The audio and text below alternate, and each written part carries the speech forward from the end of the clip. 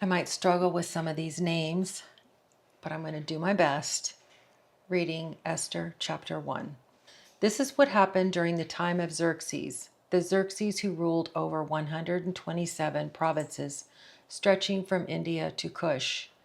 At that time, King Xerxes reigned from his royal throne in the citadel of Susa. And in the 3rd year of his reign, he gave a banquet for all his nobles and officials. The military leaders of Persia and Media, the princes, and the nobles of the provinces were present.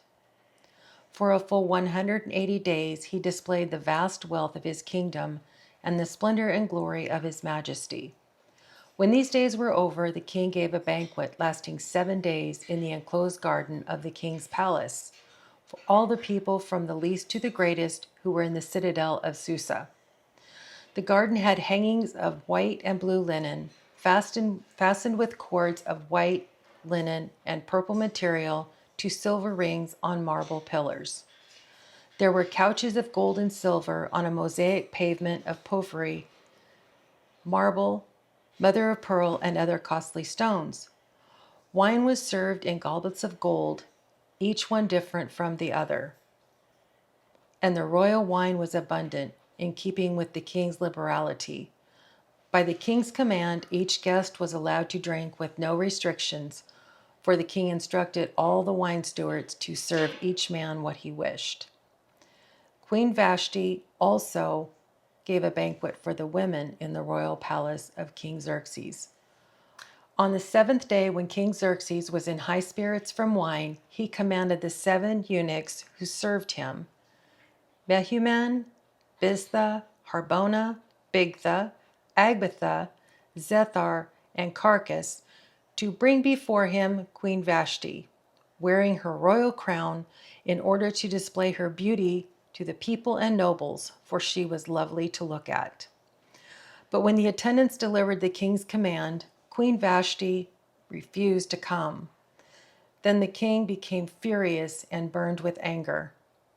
Since it was customary for the king to consult experts in matters of law and justice, he spoke with the wise men who understood the times and were closest to the king: Karshena, Shethar, Admatha, Tarshish, Meres, Marsina, and Mehucan, the 7 nobles of Persia and Media who had special access to the king and were highest in the kingdom. According to the law, what must be done to Queen Vashti? He asked.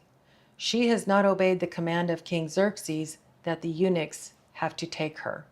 Then Memucan replied in the presence of the king and the nobles, Queen Vashti has done wrong, not only against the king, but also against all the nobles and the peoples of all the provinces of King Xerxes. For the queen's conduct will become known to all women, and so they will despise their husbands and say, King Xerxes commanded Queen Vashti to be brought before him, but she would not come. This very day, the Persian and Median women of nobility who have heard about the queen's conduct will respond to all the king's nobles in the same way. There will be no end of disrespect and discord.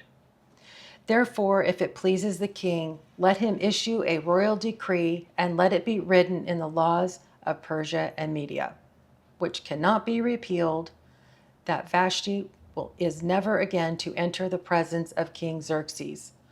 Also, let the king give her royal position to someone else who is better than she.